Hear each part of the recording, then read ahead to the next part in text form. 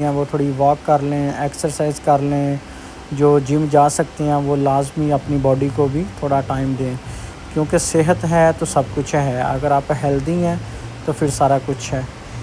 तो अभी हमने गेम स्टार्ट कर दी है, तो आप देखें, आप इंजॉय करें।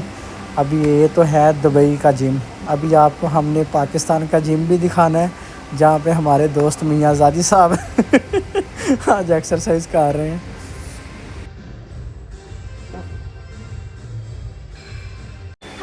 ਇਹ ਜੀ ਸਾਡੇ ਮੀਆਂ ਜ਼ਾਦੀ ਸਾਹਿਬ ਜਿਮ ਕਰ ਰਹੇ ਨੇ ਅੱਜ ਕਾਬੂ ਆ ਗਏ ਨੇ, ਤੇ ਤੁਹਾਨੂੰ ਇਹਨਾਂ ਦਾ ਸ਼ੁਗਲ ਦਿਖਾਣੇ ਆ। ਐਕਸਰਸਾਈਜ਼ ਹੋ ਰਹੀ ਜੀ।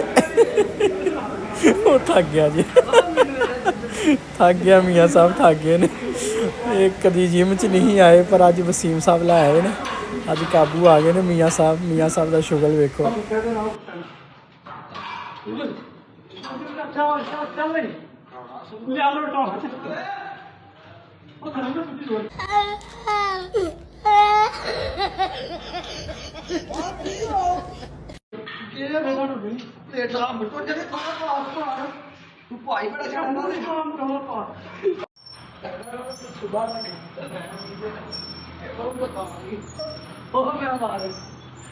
पहले